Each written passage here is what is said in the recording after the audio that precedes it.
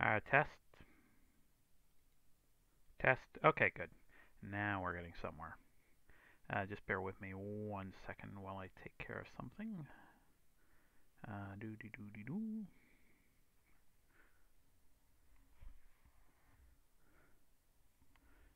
Hmm. Okay, that suits that. Not sure why I'm getting an echo in my headset, but we'll deal with that later. I'm not gonna keep being finicky about that right now. Hope everybody's doing well today. So here is what I was going to do a few minutes ago, but had to stop the stream. So I will be narrating George R.R. Martin's The Ice Dragon.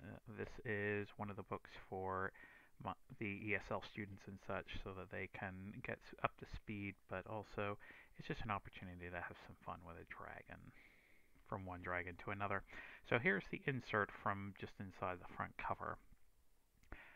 The Ice Dragon was a creature of legend and fear, for no man had ever tamed one.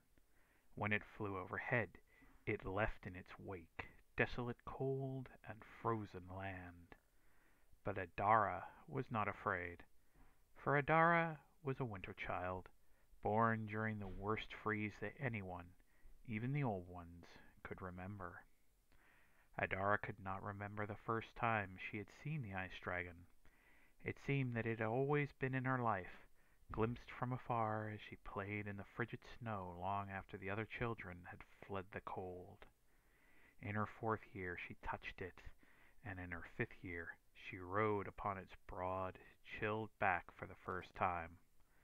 Then, in her 7th year, on a calm summer day, fiery dragons from the north swooped down upon the peaceful farm that was Adara's home, and only a winter child, and the Ice Dragon who loved her, could save her world from utter destruction.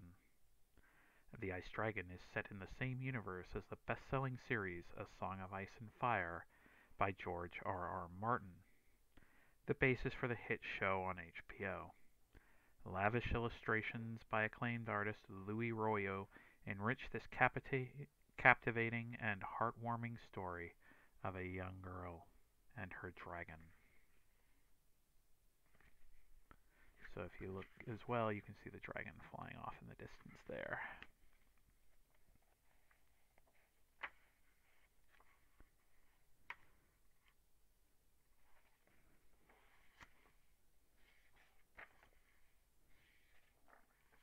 Chapter 1: Winter's Child. Adara liked the winter best of all, for when the world grew cold the Ice Dragon came. She was never quite sure whether it was the cold that brought the Ice Dragon, or the Ice Dragon who brought the cold. There's a picture of the Ice Dragon up close.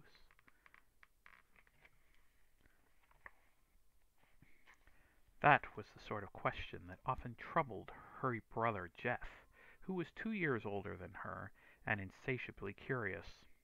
But Adara did not care about such things, so as long as the cold and the snow and the Ice Dragon all arrived on schedule, she was happy.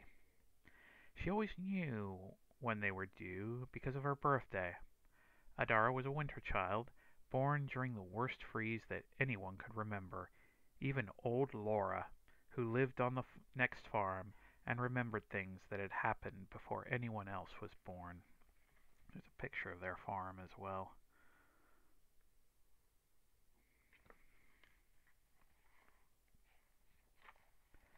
People still talked about that freeze. Adara often heard them. They talked about other things as well. They said that it was the chill of that terrible freeze that had killed her mother, stealing in during her long night of labor past the great fire that Adara's father had built, and creeping under the layers of blankets that covered the birthing bed. And they said that the cold had entered Adara in the womb, that her skin had been pale blue and icy to the touch when she came forth, and that she had never warmed in all the years since. The winter had touched her, left its mark upon her, and made her its own. It was true that Adara was always a child apart. She was a very serious little girl who seldom cared to play with the others. She was beautiful, people said, but in a strange, distant sort of way. And there's also a picture of the little birthing scene where Adara was born. Your voice isn't at all awful, Audi.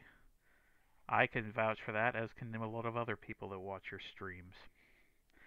With her pale skin and blonde hair and wide, clear blue eyes, she smiled, but not often. No one had ever even seen her cry. Once when she was 5, she had stepped upon a nail embedded in a board that lay concealed beneath a snowbank, and it had gone clear through her foot. But Adara had not wept or screamed even then. She had pulled her foot loose and walked back to the house, leaving a trail of blood in the snow.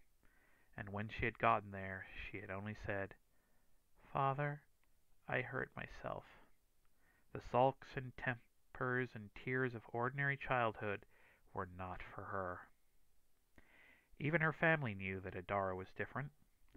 Her father was a huge, gruff bear of a man who had little use for people in general, but a smile always broke across his face when Jeff pestered him with questions, and he was full of hugs and laughter for Terry, Adara's older sister, who was golden and freckled, and flirted shamelessly with all the local boys. Every so often he would hug Adara as well, but only during the long winters. There would be no smiles then. He would only wrap his arms around her and pull her small body tight against him with all his massive strength, sob deep in his chest, and fat wet tears would run down his ruddy cheeks. He never hugged her at all during the summers. During the summers, he was too busy. Everyone was busy during the summers except for Adara. Jeff would work with his father in the fields and ask endless questions about this and that, learning everything a farmer had to know. When he was not working, he would run with his friends to the river and have adventures. Terry ran the house and did the cooking and worked a bit at the inn by the crossroads during the busy season. The innkeeper's daughter was her friend, and his youngest son was more than a friend, and she would always come back giggly and full of gossip and news from travelers and soldiers and king's messengers. For Terry and Jeff, the summers were the best time, and both of them were too busy for Adara. Their father was the busiest of all. 1,000 things needed to be done each day, and he did them, and found 1,000 more. He worked from dawn to dusk. His muscles grew hard and lean in summer, and he stank from sweat each night when he came in from the fields. But he always came in smiling. After supper, he would sit with Jeff and tell him stories and answer his questions, or teach Terry things she did not know about cooking, or stroll down to the inn. He was a summer man, truly. He never drank in summer, except for a cup of wine now and then to celebrate his brother's visits. That was another reason why Terry and Jeff loved the summers, when the world was green and hot and bustling or bursting with life. It was only in summer that Uncle Hal, their father's younger brother, came to call. Hal was a dragon rider in the service to the king, a tall, slender man, and there's a picture of Hal riding his dragon.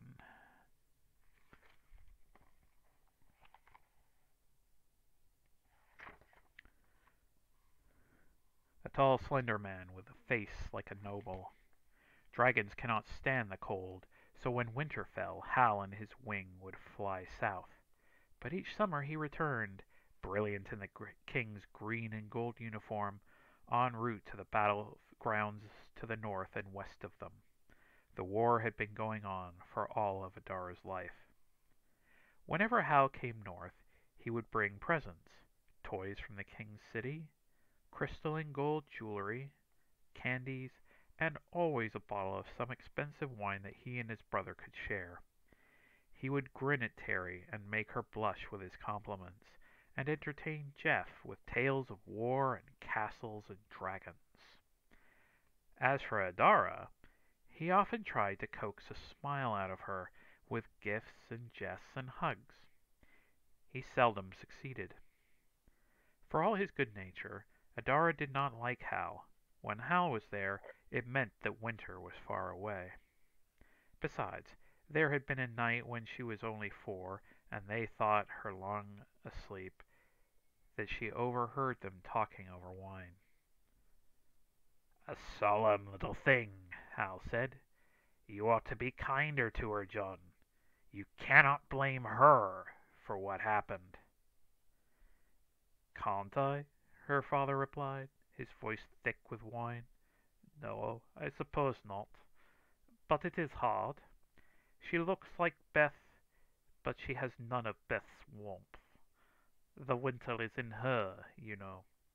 Whenever I touch her I feel the chill, and I remember that it was for her that Beth had to die."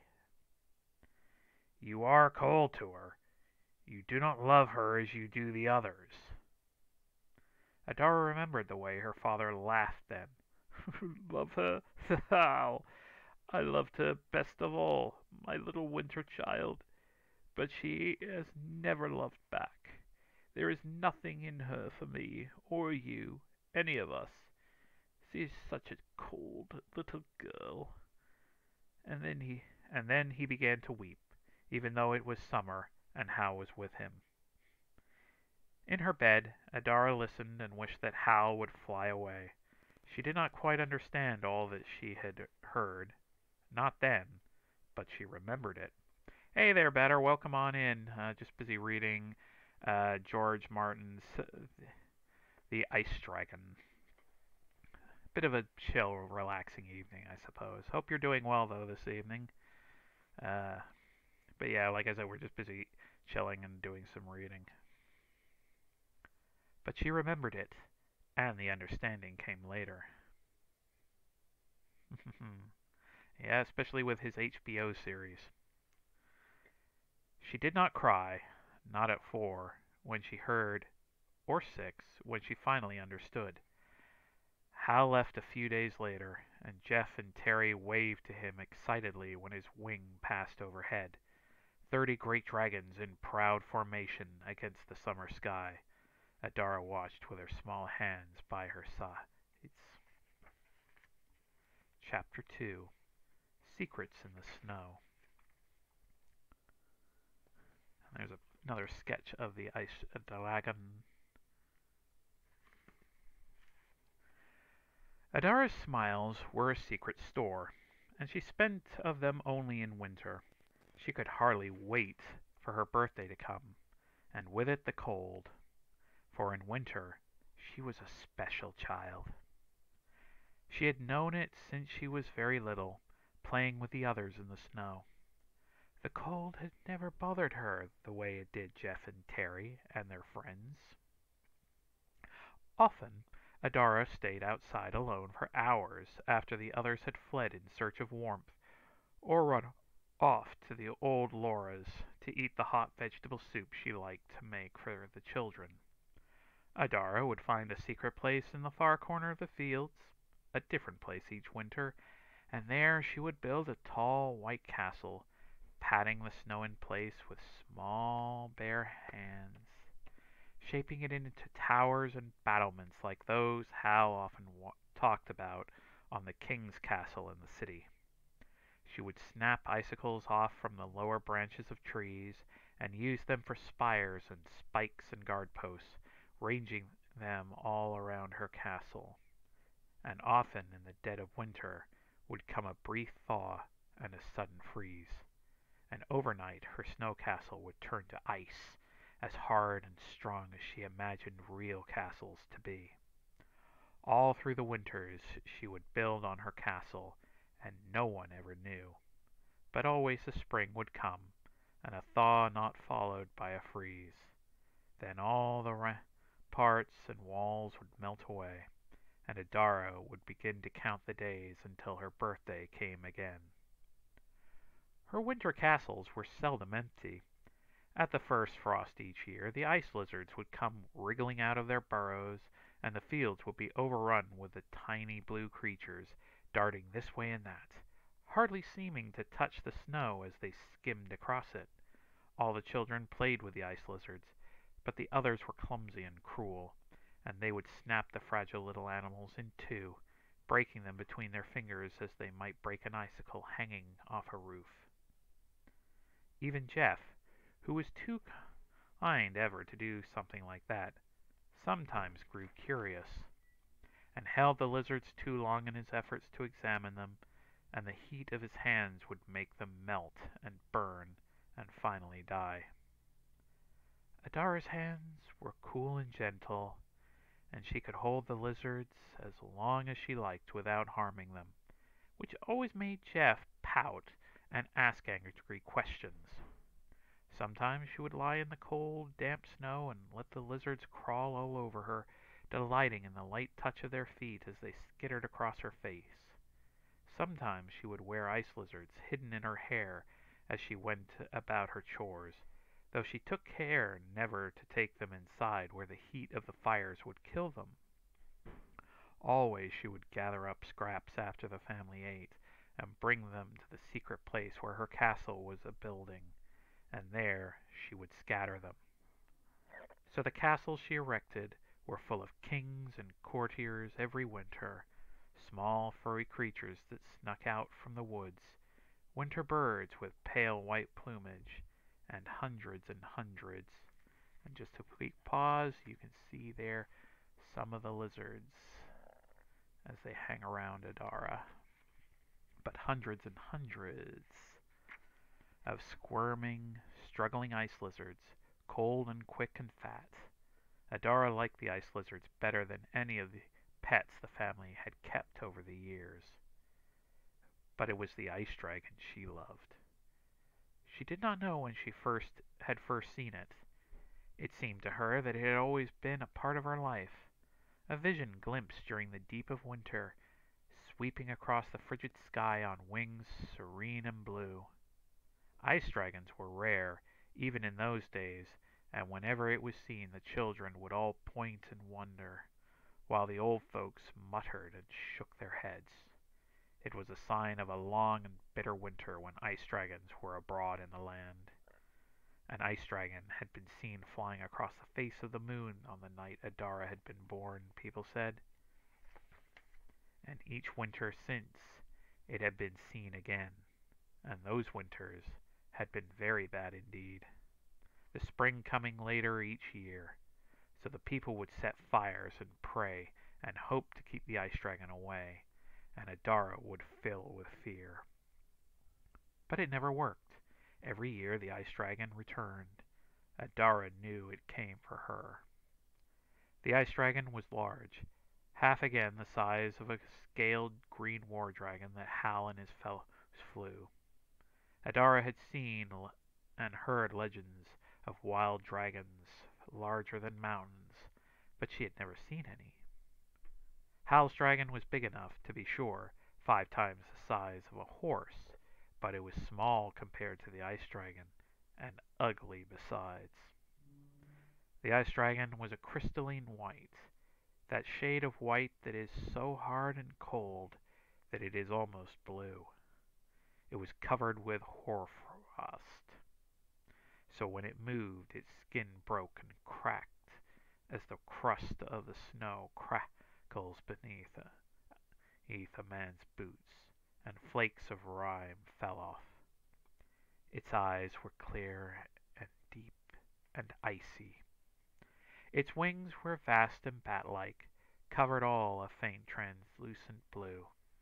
Adara could see the clouds through them, and oftentimes the moon and stars, when the beast wheeled in frozen circles through the skies.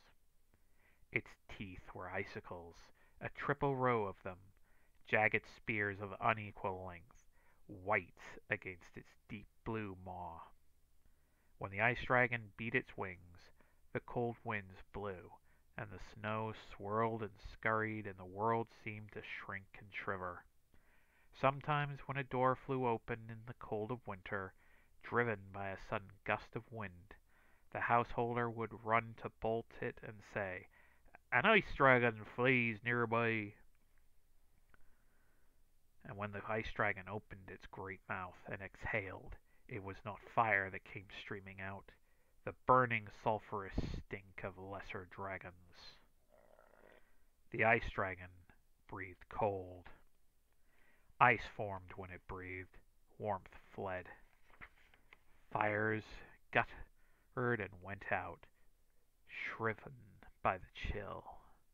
Trees froze through to their slow secret souls, and their limbs turned brittle and cracked from under their own weight. Animals turned blue and whimpered and died, their eyes bulging and their skin covered over with frost.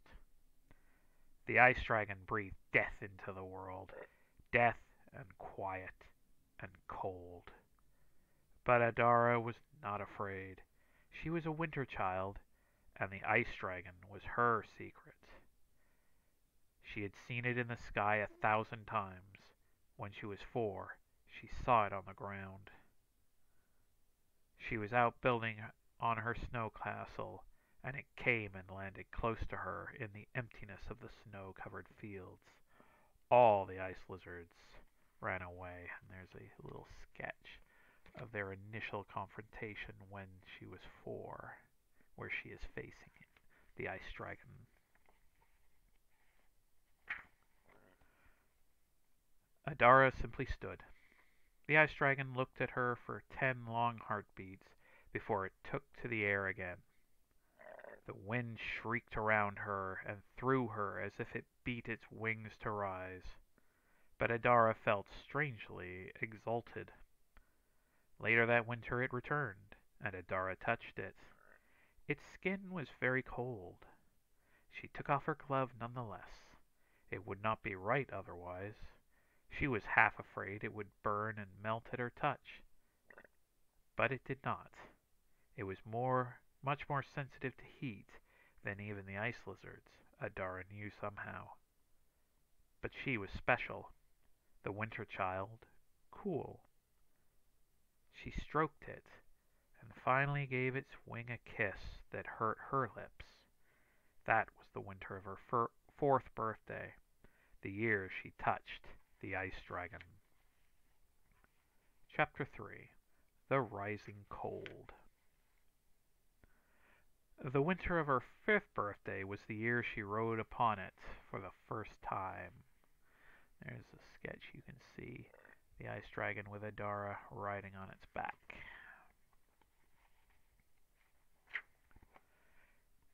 It found her again, working on a different castle at a different place in the fields, alone as ever. She watched it come, and ran to it when it landed, and pressed herself against it. That had been the summer, when she heard her father talking to Hal. They stood together for long minutes until finally Adara, remembering Hal, reached out and tugged at the dragon's wing with a small hand. And the dragon beat its great wings once, and then extended them flat against the snow, and Adara scrambled up to wrap her arms around its cold white neck. Together, for the first time, they flew. She had no harness or whip, as the king's dragon riders use. At times, the beating of the wings threatened to shake her loose from where she clung, and the coldness of the dragon's flesh crept through her clothing and bit and numbed her child's flesh. But Adara was not afraid. They flew over her father's farm, and she saw Jeff looking very small below, startled and afraid, and knew he could not see her. It made her laugh an icy, tinkling laugh, a laugh as bright and crisp as the winter air. They flew over the Crossroads Inn, where crowds of people came out to watch them pass. They flew above the forest, all white and green and silent. They flew high into the sky, so high that Adara could not even see the ground below, and she thought she glimpsed another ice dragon, way off in the distance. but it was not half so grand as hers. They flew for most of the day, and finally the dragon swept around in a great circle and spiraled down, gliding on its stiff and glistening wings. It led her off in the field where it had found her, just after dusk. Her father found her there, and wept to see her, and hugged her savagely. Adar did not understand that, nor why he beat her after he had gotten her back to the house. But when she and Jeff had been put to sleep, she heard him slide out from his own bed and come paddling over to hers. "You missed it all," he said. "There was an ice dragon, and it scared everybody. Father was afraid it had eaten you." Adara smiled to herself in the darkness, but said nothing. She flew on the ice dragon 4 more times that winter, and every winter after that. Each year she flew further and more often than the year before, and the ice dragon was seen more frequently in the skies above their farm. Each winter was longer and colder than the one before. Each year the thaw came later, and sometimes there were patches of land where the ice dragon had lain to rest that never seemed to thaw properly at all. And there's a little sketch from where her father had come to her bed to scold her because he had been afraid for her when the ice dragon came. There was much talk in the village during her 6th year, and a message was sent to the king. No answer ever came. "A bad business, ice dragons," Hal said that summer as he visited the farm. "They're not like real dragons, you know. You can't break them or train them. We have tales of those that tried, found frozen with their whip and harness in hand.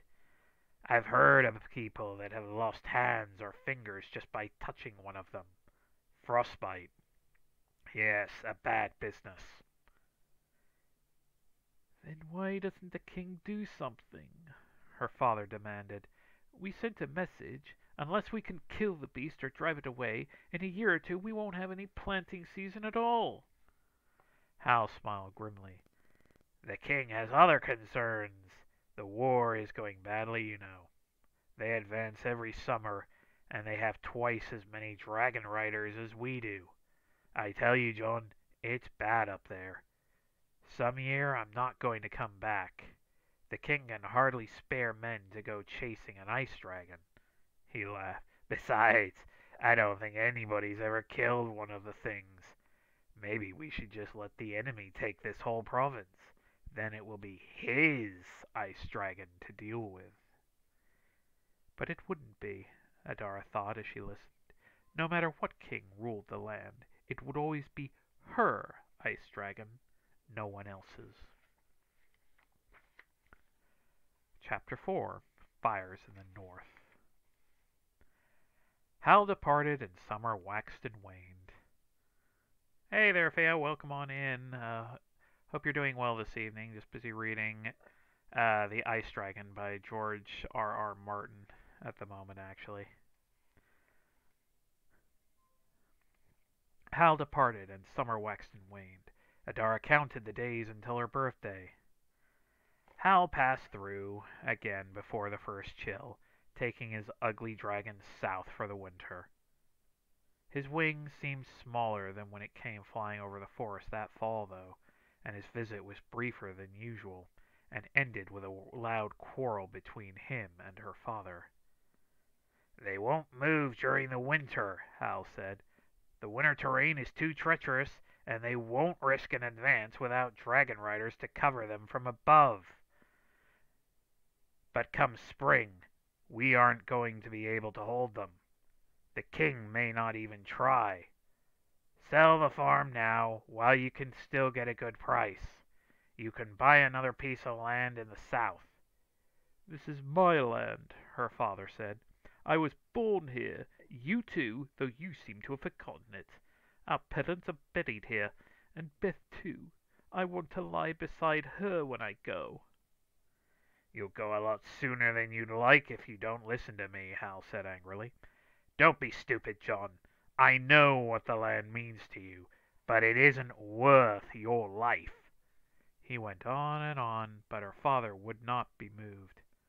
They ended the evening swearing at each other, and Hal left in the dead of night, slamming the door behind him as he went.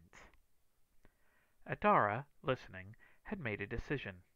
It did not matter what her father did or did not do. She would stay.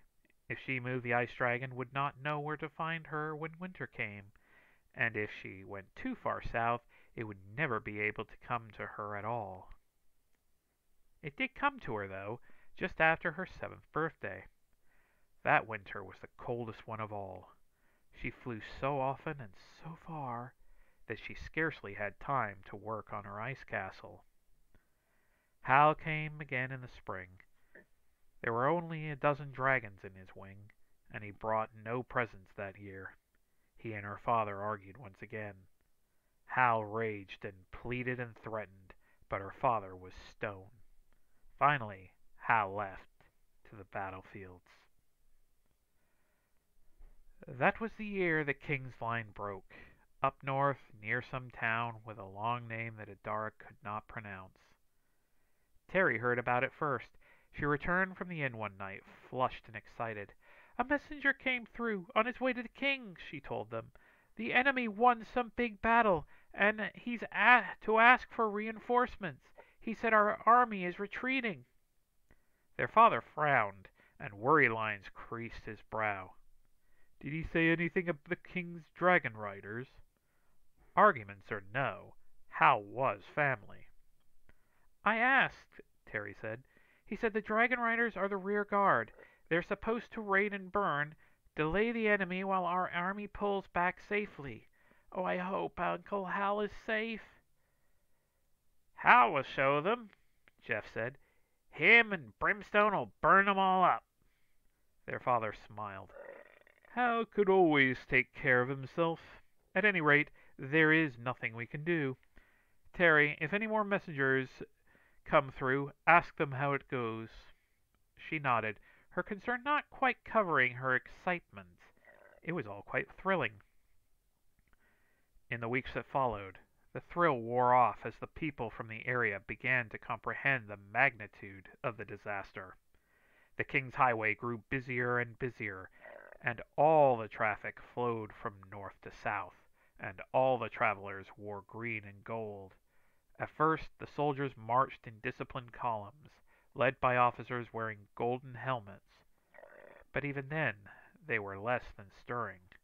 The columns marched wearily, and the uniforms were filthy and torn, and the swords and pikes and axes the soldiers carried were nicked and ofttimes stained.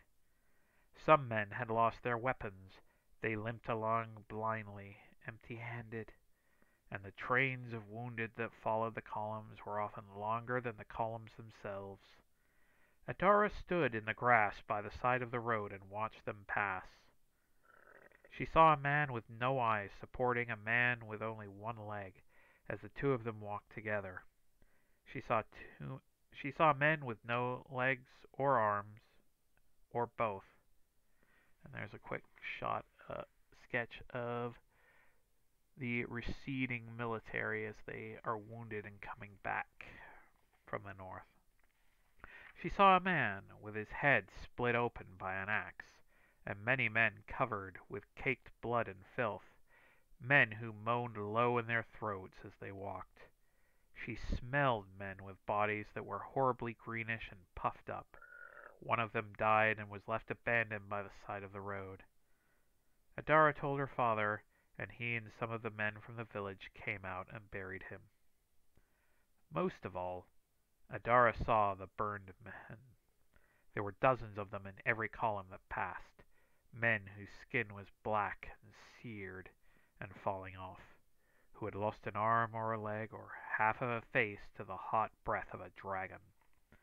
Terry told them what the officer said when they stopped at the inn to drink or rest. The enemy had many, many dragons. Chapter 5, Ashes. Before we start, you can see there's the rider that we're just about to talk about on horseback. For almost a month the columns flowed past, more every day. Even old Laura admitted that she had never seen so much traffic on the road. From time to time a lone messenger on horseback rode against the tide, galloping towards the north, but always alone. After a time everyone knew there would be no reinforcements. An officer in one of the last columns advised the people of the area to pack up whatever they could carry and move south. "They are coming," he warned. A few listened to him, and indeed for a week the road was full of refugees from towns further north. Some of them told frightful stories. When they left, more of the local people went with them. But most stayed. They were people like her father, and the land was in their blood. The last organized force to come down the road was a ragged troop of cavalry, men as gaunt as skeletons, riding horses with skin pulled tight around their ribs. They thundered past in the night, their mounts heaving and foaming, and the only one to pause was a pale young officer, who reined his mount up briefly and shouted, "Go! Go! They are burning everything!" Then he was off after his men. The few soldiers who came after were alone or in small groups. They did not always want to use the road, and they did not pay for the things they took.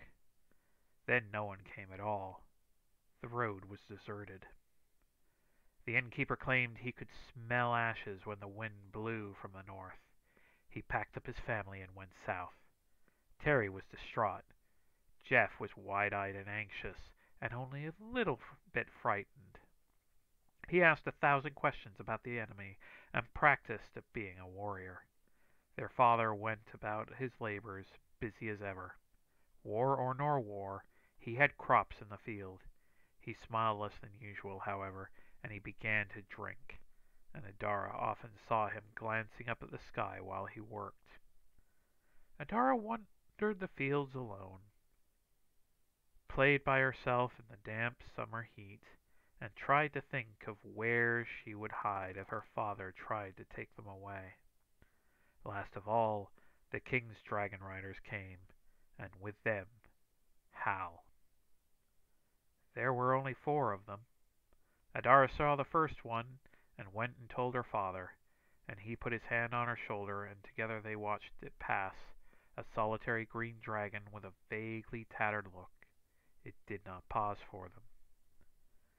2 days later, 3 dragons, flying together, came into view, and one of them detached itself from the others and circled down to their farm while the other 2 headed south. Uncle Hal was thin and grim and sallow-looking. His dragon looked sick. Its eyes ran, and one of its wings had been partially burned, so it flew in an awkward, heavy manner, with much difficulty. "Now will you go?" Hal said to his brother in front of the children. "No, nothing has changed." Hal swore. "They will be here within 3 days," he said. "Their dragon riders may be here even sooner." "Father, I'm scared," Terry said. He looked at her, saw her fear, hesitated, and finally turned back to his brother. "I am staying, but if you would, I would have you take the children." Now it was Hal's turn to pause. He thought for a moment, and finally shook his head. "I can't, John. I would, willingly, joyfully, if it were possible, but it isn't. Brimstone is wounded.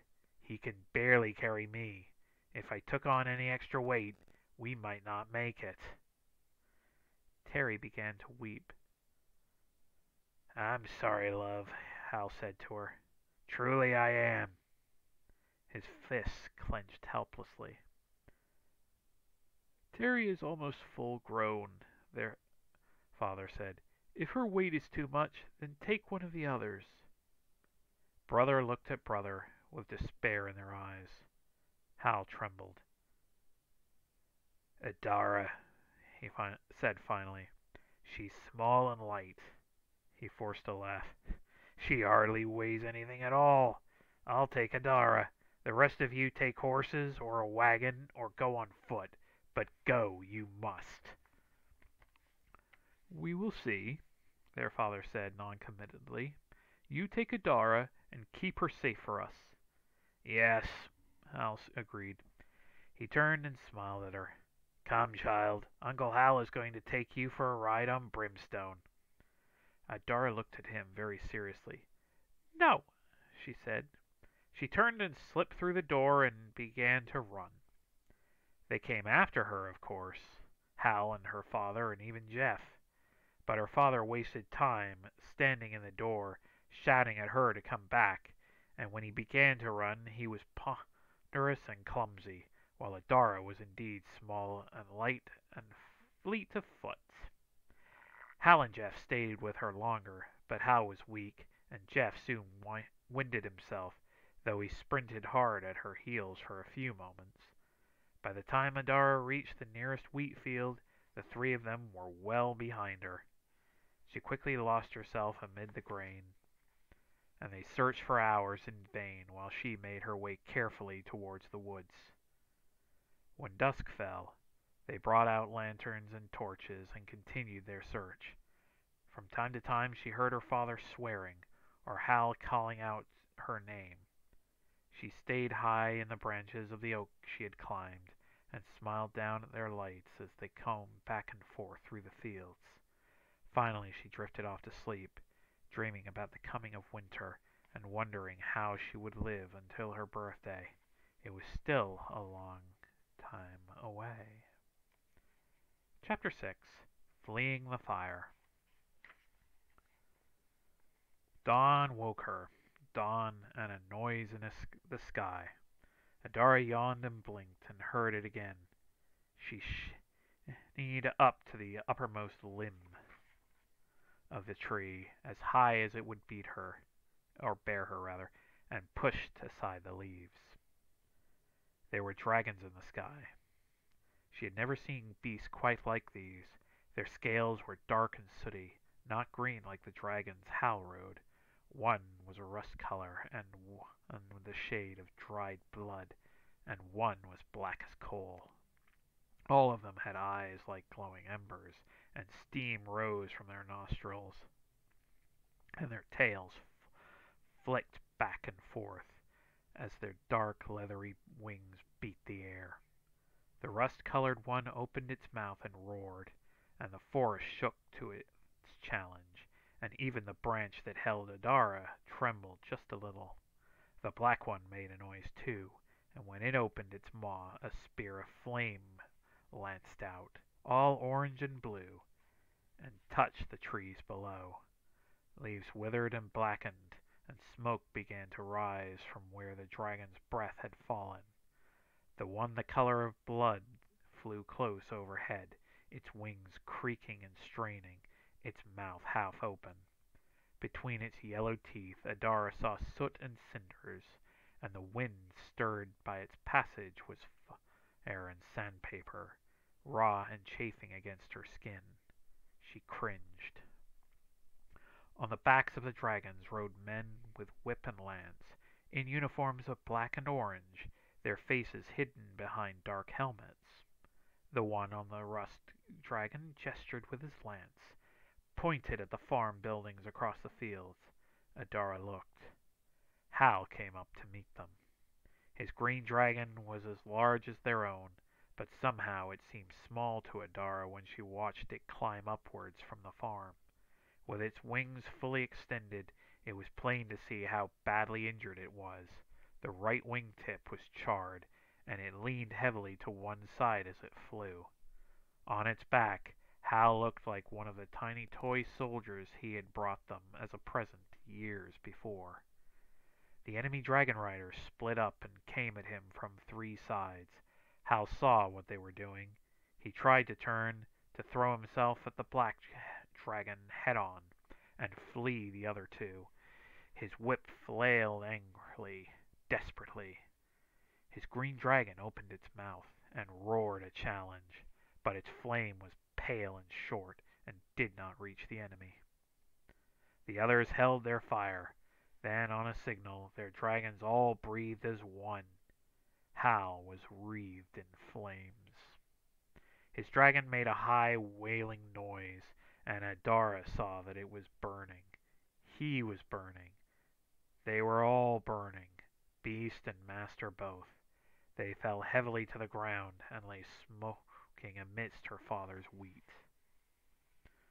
There is a picture, sketch, of where Hal has just been incinerated. The air was full of ashes. Adara craned her head around in the other direction and saw a column of smoke rising from beyond the forest and the river. That was the farm where old Laura lived with her grandchildren and their children. When she looked back, the three dark dragons were circling lower and lower above her own farm. One by one they landed. She watched the first of the riders dismount and saunter towards the door. She was frightened and confused, and only 7, after all, and the heavy air of the summer was a weight upon her, and it filled her with a helplessness and thickened all her fears. So Adara did the only thing she knew, without thinking, a thing that came naturally to her. She climbed down from the tree and ran. She ran across the fields and through the woods, away from the farm and her family and the dragons, away from it all. She ran until her legs throbbed with pain down in the direction of the river.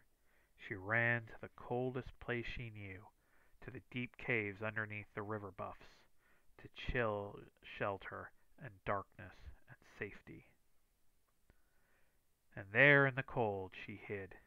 Adara was a winter child, and cold did not bother her, but still, as she hid, she trembled. Day turned into night. Adara did not leave her cave. She tried to sleep, but her dreams were full of burning dragons.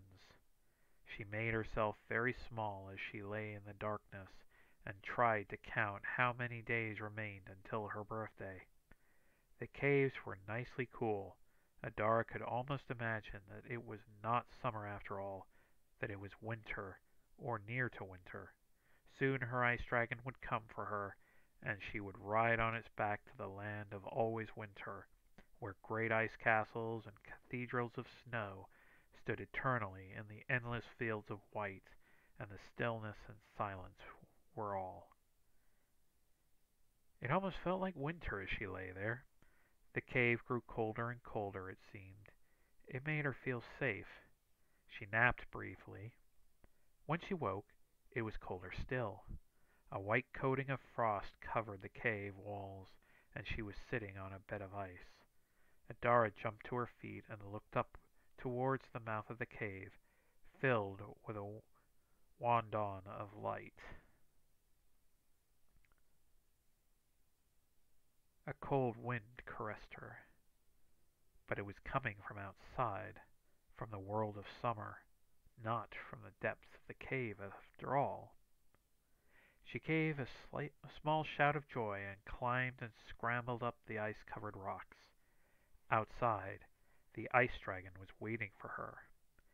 It had breathed upon the water, and now the river was frozen, or at least a part of it was, although one could see that the ice was fast melting as the summer sun rose. It had breathed upon the grass that grew along the banks, grass as high as Adara, and now the tall blades were white and brittle, and when the ice dragon moved its wings, the grass cracked in half and tumbled, sheared as clean as if it had been cut down with a scythe. The dragon's icy eyes met Adara's, and she ran to it and up its wing, and threw her arms about it. She knew she had to hurry. The ice dragon looked smaller than she had ever seen it, and she understood what the heat of summer was doing to it. "Hurry, dragon," she whispered. "Take me away. Take me to the land of always winter. We'll never come back here. Never. I'll build you the best castle of all, and take care of you, and ride you every day. Just take me away, dragon. Take me home with you. The ice dragon heard and understood. Its wide, translucent wings unfolded and beat the air, and bitter arctic winds howled through the fields of summer. They rose, away from the cave, away from the river, above the forest, up and up. The ice dragon swung around to the north. Adara caught a glimpse of her father's farm, but it was very small and growing smaller. They turned their back to it and soared. Then a sound came to Adara's ears, an impossible sound, a sound that was too small and too far away for her to have heard it, especially above the beating of the ice dragon's wings. But she heard it nonetheless. She heard her father scream. Hot tears ran down her cheeks, and where they fell upon the ice dragon's back, they burned small pockmarks in the frost. Suddenly, the cold beneath her hands was biting, and when she pulled one hand away, Adara saw the mark that had been made upon the dragon's neck. She was scared, but still she clung. "Turn back," she whispered. "Oh, please, dragon, take me back." She could not see the ice dragon's eyes, but she knew what they would look like. Its mouth opened and a blue-white plume issued, a long, cold streamer that hung in the air. It made no noise. Ice dragons are silent. But in her mind, Adara heard the wild keening of its grief. "Please," she whispered once again, "help me." Her voice was thin and small. The ice dragon turned. So now you can see how she's pleading with the ice dragon to turn around.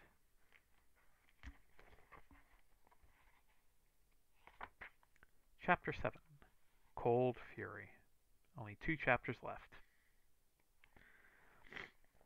The 3 dark dragons were outside of the barn when Adara returned, feasting on the burned and blackened carcasses of her father's stock. One of the dragon riders was standing near them, leaning on his lance and prodding his dragon from time to time. He looked up when the cold gust of wind came shrieking across the fields, and shouted something, and sprinted for the black dragon. The beast tore a last hunk of meat from her father's horse, swallowed, and rose reluctantly into the air. The rider flailed his whip. Adara saw the door of the farmhouse burst open. The other 2 riders rushed out and ran for their dragons. The black dragon roared, and its fire came blazing up at them. Adara felt the searing of heat, and a shudder went through the ice dragon as the flames played along its belly. Then it craned its long neck around, and fixed its baleful empty eyes upon the enemy, and opened its frost-rimmed jaws. Out from among its icy teeth its breath came streaming, and that breath was pale and cold. It touched the left wing of the coal-black dragon beneath them, and the dark beast gave a shrill cry of pain, and when it beat its wings again, the frost-covered wing broke in 2. Dragon and dragon rider began to fall. The ice dragon breathed again. They were frozen and dead before they hit the ground. The rust-colored dragon was flying at them, and the dragon the color of blood with its bare-chested rider. Adara's ears were filled with their angry roaring, and she could feel their hot breath around her, and see the air shimmering with heat, and smell the stink of sulfur. And there's the sketch of the battle going on between the ice dragon right here, and the other 2 dragons right here. 2 long swords of fire crossed in midair, but neither touched the ice dragon, though it shriveled in the heat, and water flew from it like rain whenever it beat its wings. The blood-covered dragon flew too close, and the breath of the ice dragon blasted the rider.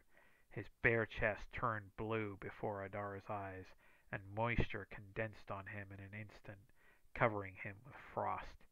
He screamed and died, and fell from his mount, though his harness remained behind, frozen to the neck of his dragon. The ice dragon closed on it, wings screaming the secret song of winter, and a blast of flame met a blast of cold. The ice dragon shuddered once again and twisted away, dripping. The other dragon died. But the last dragon rider was behind them now, the enemy in full armor on the dragon whose scales were the brown of rust. Adara screamed, and even as she did the fire enveloped the ice dragon's wing. It was gone in less than an instant, but the wing was gone with it, melted, destroyed. The ice dragon's remaining wing beat wildly to slow its plunge, but it came to earth with an awful crash. Its legs shattered beneath it, and its wings snapped in two places, and the impact of the landing threw Adara from its back. She tumbled to the soft earth of the field, and rolled, and struggled up, bruised, but whole. The ice dragon seemed very small now, very broken. Its long neck sank wearily to the ground, and its head rested amid the wheat. The enemy dragon rider came swooping in, roaring with triumph. The dragon's eyes burned. The man flourished his lance and shouted. The ice dragon painfully raised its head once more and made the only sound that Adara ever heard it make, a terrible, thin cry, full of melancholy, like the sound the north wind makes when it moves around the towers and battlements of the white castle that stands empty in the land of always winter. When the cry had faded, the ice dragon sent cold into the world one final time, a long smoking blue-white stream of cold that was full of snow and stillness and the end of all living things. The dragon rider flew right into it, still brandishing whip and lance. Adara watched him crash. Then she was running, away from the fields, back to the house and her family within, running as fast as she could, running and panting and crying all the while like a 7-year-old. Adara did not know what to do, but she found Terry, whose tears had dried by then, and they freed Jeff, and then untied their father. Terry nursed him and cleaned out his wounds. When his eyes opened and he saw Adara, he smiled. She hugged him very hard and cried for him. There's a sketch of Adara and her father embracing, which, as you remember from earlier in the story, they rarely ever did. By night, he said he was fit enough to travel. They crept away under the cover of darkness and took the King's Road south. Her family asked no questions then, in those hours of darkness and fear, but later, when they were safe in the south, there were questions endlessly. Adara gave them the best answer she could, but none of them ever believed her, except for Jeff, and he grew out of it when he got older. She was only 7 after all, and she did not understand that ice dragons are never seen in summer and cannot be tamed nor ridden. Besides, when they left the house that night, there were no ice dragons to be seen, only the huge dark corpses of 3 war dragons and the smaller bodies of 3 dragon riders in black and orange, and a pond that had never been there before, a small quiet pool where the water was very cold. They had walked around it carefully, heading towards the road. Chapter 8. Spring.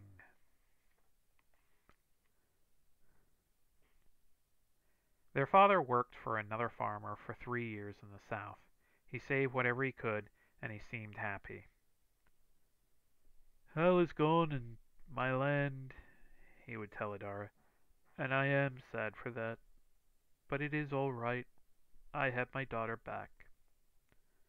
For the winter was gone from her now, and she smiled and laughed and even wept like other little girls.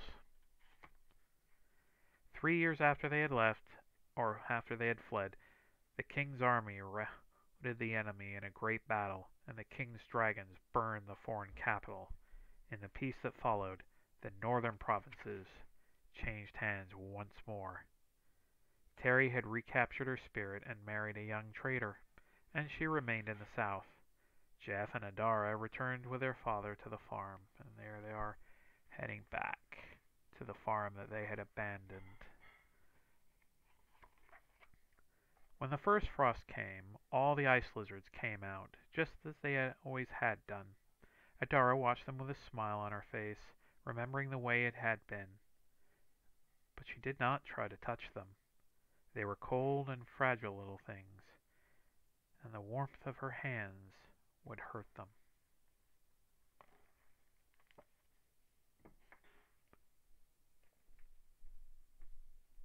And that is The Ice Dragon by George R.R. Martin, with the sketches by Luis Royo.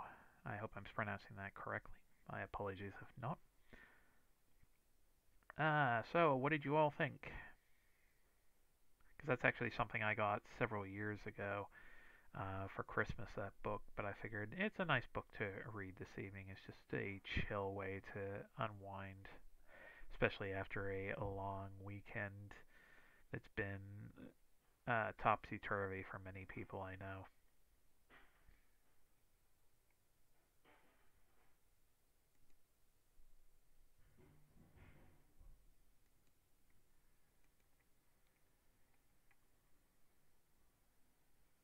Let's see, what have we got?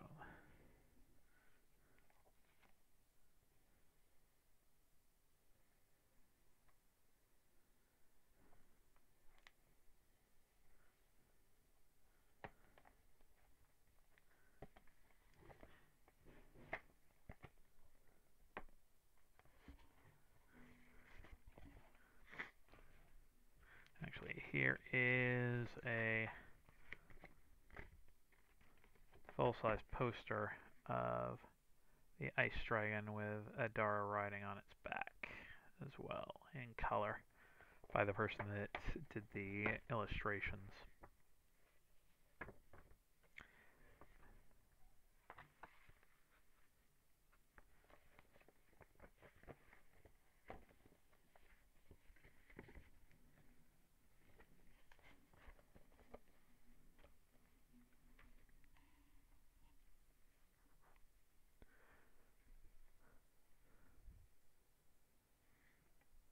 Let's see, what can we do now?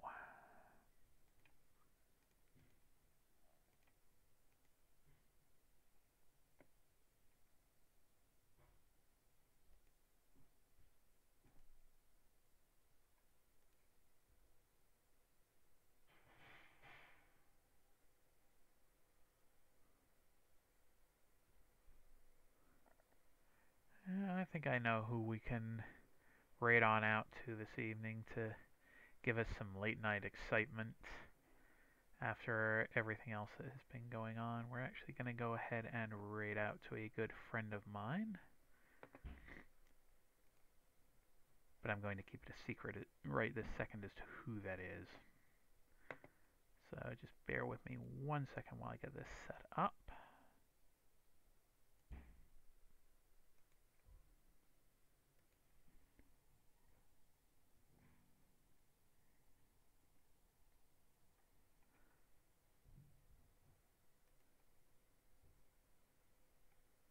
So we are going to raid actually someone I know from creative writing forums long ago, and they actually are streaming One Upon Light at the moment. It's Auditor, or Audi as she also likes to be called at times. So once again, everybody, I do thank you for joining me this evening. Let's go ahead and spread some positivity to Audi's stream as well. I know she's trying to work towards getting affiliate here on Twitch, so let's go ahead and give her a helping hand with that. But in the meantime, thank you all for joining me this evening for this story time. And depending on how it goes, I might do another one in the future. But like I said, I just wanted a nice chill stream for everybody to relax to. But for now, thank you all for joining me, and I will see you in the next episode. Bye for now.